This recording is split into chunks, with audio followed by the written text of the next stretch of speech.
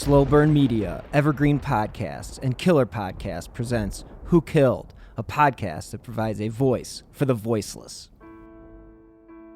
Hello and welcome to the second Who Killed the Presser of the Week this week. And this one is a big update because it's been one that's been brewing in the background for a number of months, and that would be the case of Madeline Soto. And her body had been discovered a few months ago, and there was a prime suspect in the case, and that prime suspect was Stephen Stearns. And we are happy to announce that he has now been charged with first-degree murder. This is the press conference with the latest update on the Madeline Soto case. Check it out. Enjoy.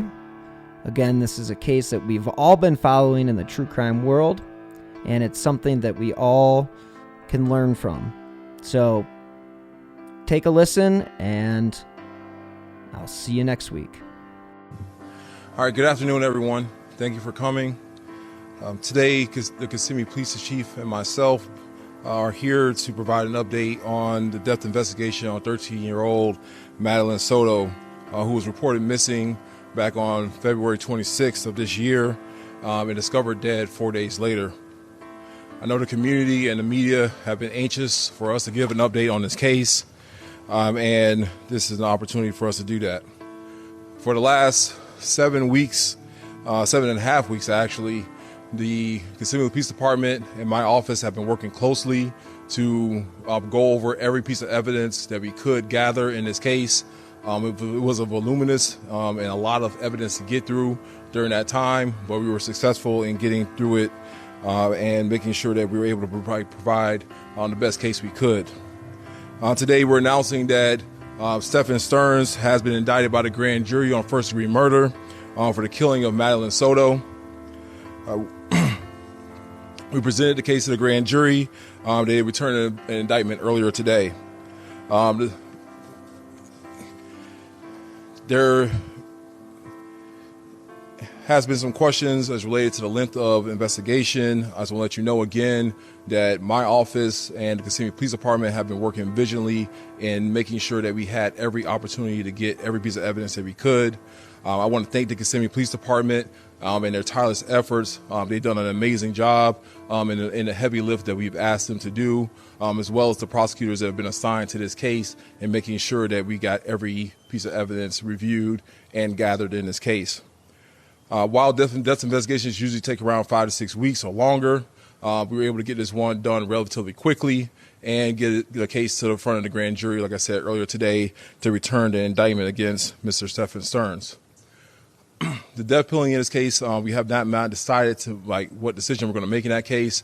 We're going to continue those discussions going forward, and we'll let you know again when we make that decision as to whether we're going to seek the death penalty in this case.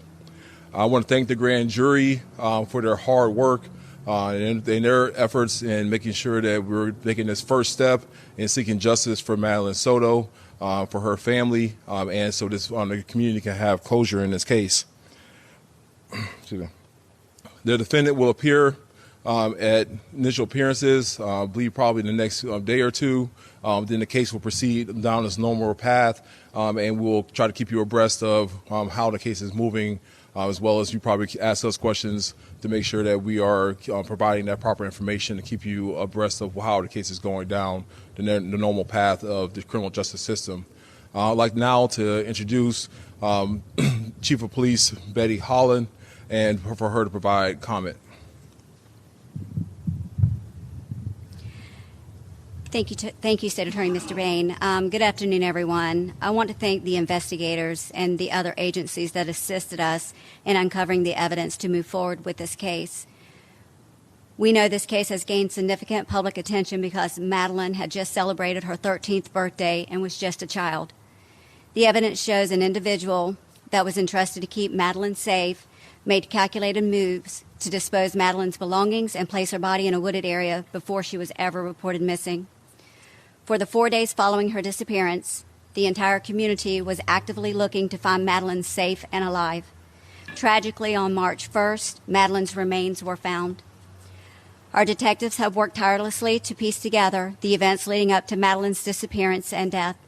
With the collaboration of the state's attorney's office, we prepared the case for the grand jury that was heard today. The grand jury determined that our department secured enough evidence to obtain a first-degree murder indictment. We appreciate each grand jury member for their careful consideration. We want to thank the diligent work of the state's attorney's office, the medical examiner's office, and our other law enforcement partners who assisted with this investigation. Your expertise and dedication were instrumental in uncovering the truth. The indictment signifies a crucial step forward in our quest for justice and a testament to our commitment to honoring Madeline's memory. We will now take questions. Right, I'm going to defer to the state's attorney. Good afternoon. Although an indictment has been returned this afternoon, it is still an open and ongoing criminal investigation. So much of this information cannot be disclosed until Mr. Stern's attorney, if he does so, elects to participate in discovery, and then all of you in the media know how to go about seeking information through public records. Was there anyone else in the house who figured out that Madeline? Not that we've uncovered. State attorney? Again, all questions about the facts of the case are not subject to disclosure because of public records laws at this time. Once his attorney participates in discovery, then you can make public records requests through your normal channels as you do in other cases. At this time, the only person being charged is Stephen Stearns. And again, this is not over. There is an ongoing investigation to uncover more evidence, and therefore we can't comment. There's going to be the same response on any question about the facts of the case.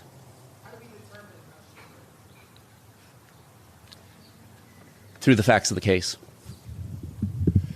So with any death case that is reviewed by my office, when it's determined to be a homicide, we have to look at the statutory aggravating factors that are laid out in our Florida law. Once we've determined that we have sufficient evidence to prove those factors to the proper evidentiary standard, then we had to have to talk about whether this is a death penalty case. And that's a discussion that we're still going to be having for the next couple of weeks to make sure that we're making a legal decision that's appropriate in this case. Cannot comment on whether Mr. Stearns has been doing anything. He has counsel. And as far as plea offers, no, there are no plea offers made on the open case.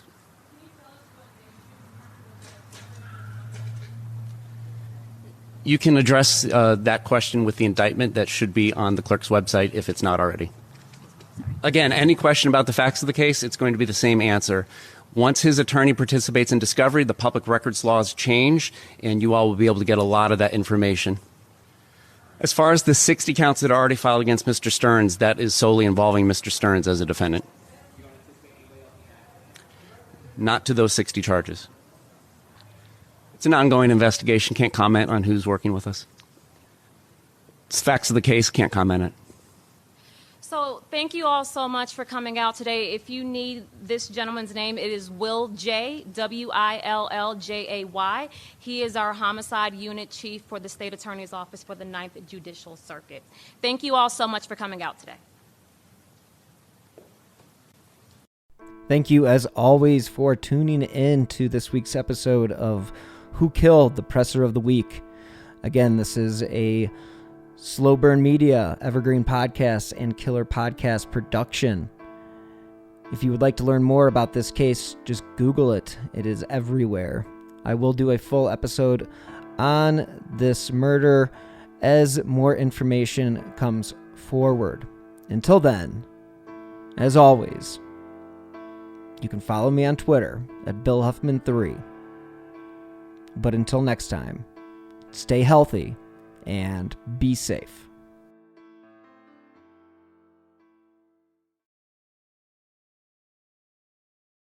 You might be surprised to know that not all serial killers are straight cisgender white men, and the victims of true crime are not a monolith either. She's Wendy and I'm Beth, and together we host Fruit Loops Serial Killers of Color, a true crime podcast. Together we take deep dives into the true crime stories about marginalized and minoritized perps and victims that often go untold. We also provide the context and nuance that these stories deserve. At Fruit Loops, we're serving up true crime with a side of history, society, culture and some fun. Listen to Fruit Loop Serial Killers of Color on Spotify, Google Play, Apple Podcasts, or wherever you get your podcasts.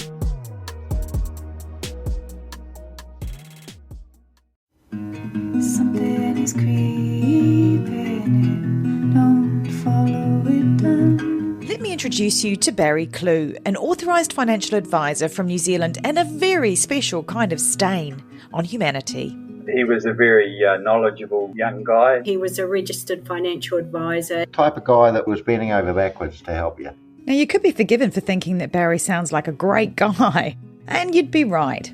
Well, right up until the point when you're wrong. It was all fictitious. You stole from my son who has a disability. Chris never knew. He died believing that we're all taken care of. A psychopath is somebody who lacks empathy, acts impulsively. I think there's a strong case that Barry might be all of those things, actually. To find out how Barry Clew stole over $15 million from 81 victims, subscribe to Clueless, The Long Con. That's Clueless, spelt Klooghless.